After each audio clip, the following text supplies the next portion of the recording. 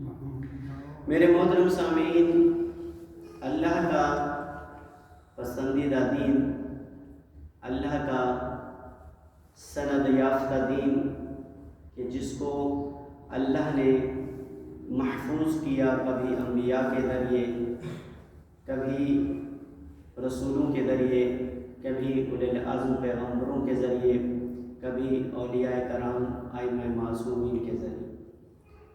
تو وہ اسلام جس کی بنیاد اللہ کے حکم سے آدم علیہ السلام نے رکھی، وہ دین چلتا چلتا آپ کے اور میرے پیارے حبیب حضرت محمد مصطفیٰ صلی اللہ علیہ وسلم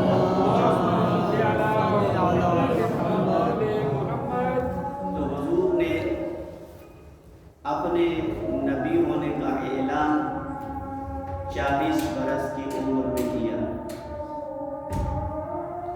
اب سوال جو سمجھنے والا ہے، جس پہ غور کرنا ہے آپ نے اور میں نے، کہ حضور نے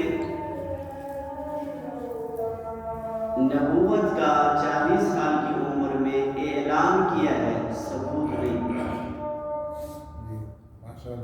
کیونکہ اعلان اور ہوتا ہے، جو ثبوت ہوتا ہے وہ اور ہوتا ہے۔ مثلا آپ کوئی پروگرام تشکیل دیتے ہیں، پہلے آپ اس پروگرام کو منعقد کرانے کے لیے اس کے لوازمات کا انتظام کرتے ہیں، آخر میں اعلان کرتے ہیں۔ اب پیغمبر اسلام 40 سال کی عمر میں اپنے نبی ہونے کو ثابت نہیں کر رہے، بلکہ اعلان کر رہے ہیں۔ جملہ بدل کے کہوں کہ ہو سکتا ہے کہ کسی مسلمان کو جو تاریخ پڑھنے کا عادی ہو، اس کو کسی کے ایمان کے اظہار کا نہ ملے، لیکن اس کو ثبوت کا ملے، لیکن وہ اس بات کو فیصلہ کر نہیں سکتا کہ اظہار کیا ہوتا ہے اور ثبوت کیا ہوتا ہے۔ اظہار اور ثابت ہونے میں بڑا فرق ہے، اور میں سمجھتا ہوں کہ اسی اظہار اور ثبوت کے دائرے میں جب کوئی پھنس جاتا ہے تو بڑی بڑی ہستیوں کے بارے میں بھی جملہ کہنے سے وہ گریز نہیں کرتا کہ اس کا ایمان ثابت نہیں ہے۔ یاد رکھیں کہ حضور گرامی قدر کہ جنہوں نے اس دین اسلام کی جس کی بنیاد آدم علیہ السلام نے رکھی، جب اعلان کیا تو حضور نے اسلام کی جو پہلی مجلس تھی وہ کی کوہ صفا پر، کہ جب اللہ نے حکم دیا کہ اے میرے حبیب اب وہ مرحلہ آ گیا ہے، وَأَنذِرْ عَشِيرَتَكَ الْأَقْرَبِينَ، اب وہ مرحلہ ہے کہ تم اس امانت کی کہ جس کو میں تجھے عطا کر چکا ہوں، اظہار کرو، اس کا اظہار کرو، ابتدا کرو اپنے قریبیوں سے۔ اب حضور نے جو اسلام کی پہلی مجلس کی وہ کی کوہ صفا کے مقام پر، کس انداز میں کی؟ اب یہاں حضور سب سے پہلے دین کا پیغام نہیں دے رہے، سب سے پہلے اپنی نبوت کے ثابت ہونے کو نہیں کر رہے، اظہار کا نہیں کر رہے، بلکہ اپنی ذات کے متعلق کہہ رہے ہیں۔ کیوں؟ اس لیے کہ جو پیغام لاتا ہے اس کی شخصی اور ذاتی زندگی بڑی اہمیت کی حامل ہوتی ہے۔ کیوں؟ جتنا شخصیت کا روپ ہوگا اتنا اس پیغام میں اثر ہوگا۔ تو حضور نے کوہ صفا پہ جو پہلی مجلس کی اس میں صرف اتنا کہا کہ اے میرے قرابت دارو، اے اہل قریش، اے مدینہ کے رہنے والوں، بتاؤ میں کون ہوں۔ لوگوں نے یک زباں ہو کے ایک ہی انداز میں کہا کہ آپ صدیق ہیں، آپ امین ہیں۔ حضور نے کہا، اب ٹیسٹ کیا حضور نے، کہا کہ اگر میں کہوں کہ اسی پہاڑ کے پیچھے کوئی لشکر ہے جو آپ پہ حملہ کرنے کے لیے آیا، تو کہا ہم مان لیں گے۔ اب حضور نے کہا کہ اگر کوئی آپ میں سے شخص جائے دیکھے لشکر نہ ہو تو، کہنے لگے ہم پھر بھی آپ کو سچا کہیں گے۔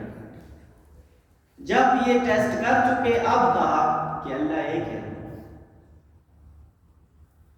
وہ سب کے سب اس بات پہ حیران ہو گئے، اور تاریخ نے بتایا کہ اس کے جو بڑے بڑے سرغنہ تھے، بڑی بڑی مثلاً پگ والے، وہ قریش کے بڑے بڑے سردار، وہ خلاف ہو گیا کہ اب اسی جملے کو آپ نے اپنے ذہن میں رکھنا ہے، دوسرے خطبے میں جا کے میں آپ کو اس کا نتیجہ دوں گا، کہ وہ حضور کے خلاف ہو گئے۔ حضور مایوس ہوئے کہ اسلام کی پہلی مجلس تھی، نتیجہ خیز نہ ہوئی۔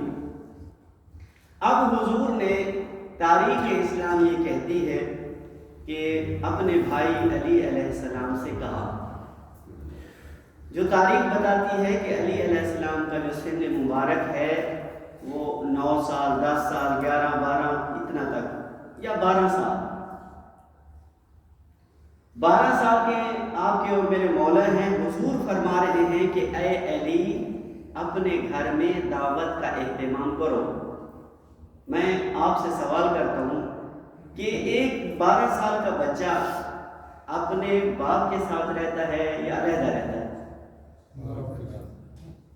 اچھا، وہ جو اہتمام کا حکم رسول نے دیا، علی نے تنہا کیا، یعنی اپنے پیسے سے کیا؟ نہیں، اتنے سال کا بچہ تو خود کفیل ہوتا ہی نہیں ہے۔ اب یہ سارا کچھ کس نے کیا؟ وہ کہ جو اسلام کا محافظ بنا، وہ کہ جس کو تاریخ اسلام میں وہ مقام نہ ملا جس کے وہ حقدار تھے۔ اب وہ نتیجہ آپ کے سامنے سنی بات ہے، لیکن ایک بات نئی ہے جو آپ کی خدمت میں عرض کرنا چاہتا ہوں۔ اعلان ہو گیا، دعوت ہو گئی، قریش آگے کھانے کا اہتمام کیا، سب کچھ جناب ابو طالب نے کیا، اور اتنا اہتمام کیا، ظاہر سردار تھے، اہتمام اتنا ہی بڑا تھا۔ لوگ آ گئے، کھانا کھا لیا، حضور نے اعلان شروع کیا، لوگ چلے گئے۔ دوسرے دن پھر دعوت کا اعلان، تیسرے دن پھر دعوت کا اعلان۔ اب جو دعوت کا اعلان ہے، تاریخ الکامل میں یہ جملے ملتے ہیں۔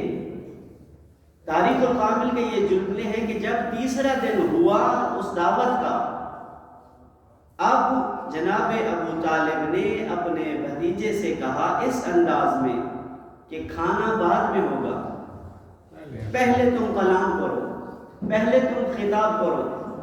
میں جملہ یہ کہتا ہوں کہ اس دن سے ہماری مجالس کی بھی یہی روش ہے کہ ہم مجلس پہلے کرتے ہیں، نیاز بعد میں دیتے ہیں۔ اب جیسے ہی لوگوں نے سنا بھی کھانا بعد میں ہے اور پڑا ہوا بھی دسترخوان پہ ہے، اور اب تو خطاب سننا پڑے گا۔ اب جس انداز میں جناب ابو طالب نے خطاب کیا، رسول کو وہ سننے کے قابل ہے۔ کیا کہا؟ کہا کہ اے میرے سید و سردار، اے میرے مولا، آپ اٹھ کے اعلان کریں، اس امانت کو پہنچائیں جس کو اللہ نے آپ کے سپرد کیا۔ تاریخ الکامل میں لکھا کہ جناب ابو طالب نے اس انداز میں کہہ رہے تھے کہ جس کو آپ پہنچانا چاہتے ہیں میرے خاندان یعنی میرے گھر میں، وہ بطور احسن ہم نے مانا ہے، لیکن ان کو منوانے کے لیے تم کہو۔ اب اس سے بڑا اظہار اسلام کیا ہو سکتا ہے کہ جو اس دور میں کہہ رہے ہیں کہ میں نے مان لیا، میرے اہل و عیال نے مان لیا، تم اسے کہو اب جو کچھ تم کہنا چاہتے ہو، اور کس میں جرت کے جو میرا خطاب سنے بغیر چلا جائے۔ اب تاریخ میں ہے کہ سب کے سب نے وہ پیغام سنا۔ یہ ایک اور بات ہے کہ کسی کے نصیب میں ہو، کسی کے نہ ہو، لیکن جس کے ذریعے انہوں نے سنا وہ جناب ابو طالب تھے۔ اور ایک اور جملہ کہوں کہ ایک اظہار نبوت تھی، ایک اسرار نبوت، یعنی علامات نبوت۔ اور یاد رکھیں علامات نبوت کا مشاہدہ کرنے والے دو ہی ہستیاں ہیں، یا جناب عبد المطلب ہیں یا جناب ابو طالب ہیں، کہ جن کو جیسے ہی پتہ چلا کہ میرے بھتیجے کی جان کو خطرہ ہے، بیٹوں کو پیش کر دیا اور اس کی حفاظت کی۔ اور وہ واقعہ بڑا مشہور ہے، خصائص الکبریٰ اہل سنت کی بہت بڑی کتاب ہے، اس میں یہ جملے موجود ہیں کہ بارش نہیں ہو رہی تھی کیونکہ یہ کعبہ کے متولی بھی تھے۔ ستم ظریفی دیکھیں تاریخ کی، کعبہ کے متولی تھے اس دور میں۔ اب کعبہ کے متولی کے پاس لوگ آئے، کہا بارش نہیں ہوگی، دعا کیجئے۔ اب ایمان ابو طالب دیکھیں کہ اس وقت ایمان کی دلیل دے رہے ہیں جب حضور کا بچپنا ہے۔ اٹھایا حضور کو، جا کے کعبہ کی دیوار کے ساتھ لگا کے 3 جملے کہے، یا اللہ تجھے اس ہستی کا واسطہ، اس بچے کا واسطہ، اس رسول کا واسطہ بارش دے دے۔ اب میں ایک جملہ یہاں کہوں کہ جناب ابو طالب کی یہ روش ہمیں جو یاد دلا رہی ہے وہ ہے وسیلہ، کہ اس وسیلے سے دعا کرنی ہے۔ اس انداز میں دعا بارش آ گئی، یعنی وہ جناب ابو طالب کے جس نے بچپنے میں حضور کی اتنی حفاظت کی کہ جس کو تاریخ اسلام نے بیان کیا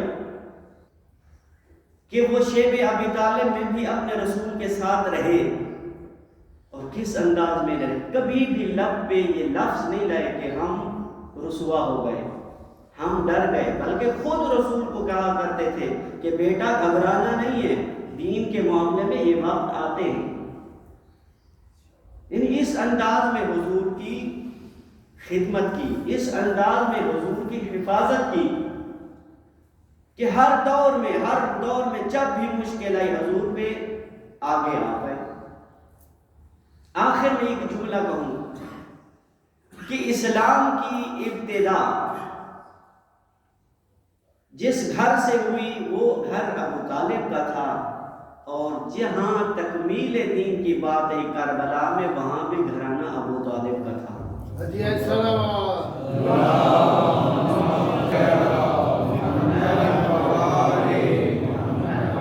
دعا کرتا ہوں کہ خداوند متعال آپ کو اور مجھے سیرت جناب ابو طالب علیہ السلام کو پڑھنے، سمجھنے اور اس پر عمل کرنے کی توفیق عطا فرمائے۔ بسم اللہ الرحمن الرحیم، انا اعطیناک الکوثر فصل لربک وانحر ان شانئک هو الابتر۔ صلوات